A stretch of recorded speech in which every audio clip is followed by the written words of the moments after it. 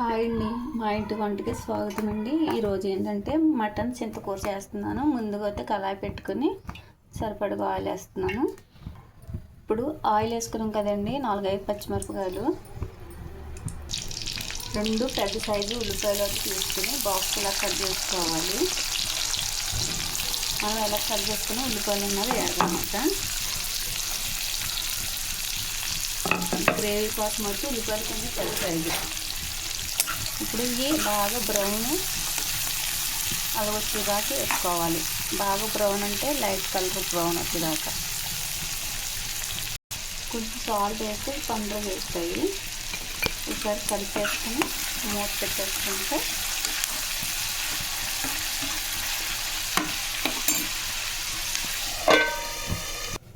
ఇప్పుడైతే మూత తీసి ఇలాగే ఎగిపోవాలండి. బాగా చిన్న మంట మీద వేపాను. మధ్య మధ్యలో కలుపుకుంటూ ఉండాలి ఉల్లిపాయలు. ఇప్పుడు అయితే వాటర్ లేకుండా శుభ్రంగా 2-3 శుభ్రం కడిగేసుకుని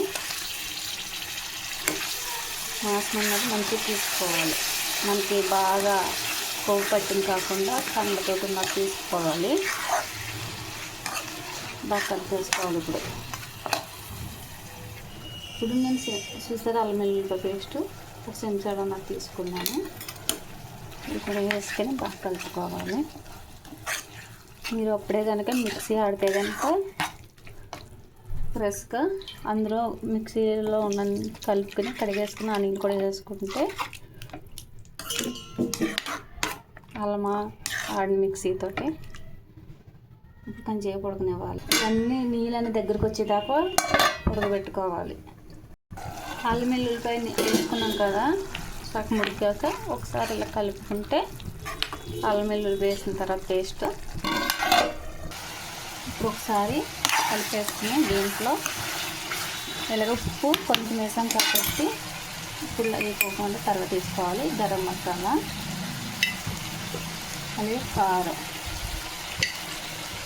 కొంచెం పులుపు ఉంటుంది కాబట్టి అందుకని 2-3 చెంచాలు వేసుకోవాలి. చిన్న చెంచాలతోటి అలాగే పసుపు వేసుకోవాలి.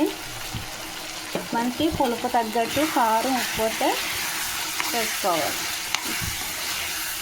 లేదు కారం తక్కువ తింటామంటే తక్కువ వేసుకోవాలి. గరం మసాలా కూడా తక్కువ వేసుకోవాలి. కూర అయితే మంచి కలర్ఫుల్గా ఉంటుంది. అలాగే మంచి వాసన కూడా వస్తుంది. మనం ఉప్పు కారం వేసినప్పుడే మంచి వాసన వస్తే కూర బాగా సెట్ అవునట్టు. చూసారు కదా. ఇప్పుడు కొన్ని నీళ్ళు వేసుకోవాలి. నీళ్ళు అయితే ముక్కు ములిగేదాకా వేసుకోవాలి. కొంచెం ఎక్కువ వేసుకున్నా పర్వాలేదు, తక్కువ వేసుకోకూడదు. మాసంలో కూడా తేడా ఉంటుంది. లేత మాసం, ముద్ర మాసం అని. ఇది పోతే మూత పెడతాం. చిన్న మంట మీద ఉడికించుకోవాలి కూర. ఇప్పుడు చింతకూర అయితే ఇలా బాగా చేసేసుకోవాలి. కాళ్ళు లేకుండా. కాళ్ళు ఉంటే మాత్రం తీసేసుకోవాలి. నేనైతే ఇలా బాగా చేసుకున్నాను. ఇంకా పువ్వులు కూడా వచ్చేసినాయండి చింతకూరకి.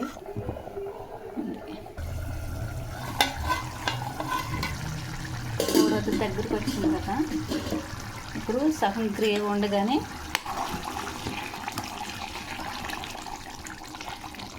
చింతపండు చిగురు ముందుగా బాగా చేసుకున్నాం కాబట్టి 2 అరచేతుల్లో మయంగా పెట్టుకొని చింతచిగురు ఇలా నలుపుకోవాలి. అప్పుడే ఆకన్నది బాగా నలిగి పులుపు అన్నది వస్తుంది నాకు.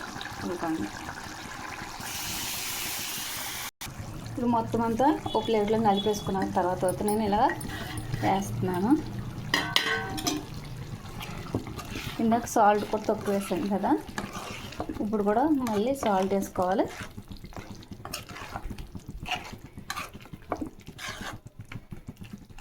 ఇలాగ ఒక 10 నిమిషాలు చిన్న మంట మీద ఉడకనివ్వాలి. ఇందాక సాల్ట్ కొంచెం వేసాను కాబట్టి మళ్ళీ ఇప్పుడు వేస్తున్నాను. సాల్ట్ కారం అన్నది సరిగ్గా సరిపోయేలాగా వేసుకోవాలి. అప్పుడే కూర అన్నది రుచిగా అనిపిస్తుంది. ఇంకా బాగా దగ్గరకు వచ్చేదాకా మళ్ళీ ఒక 10 నిమిషాలు ఉంచుతున్నాను చిన్న మంట మీద.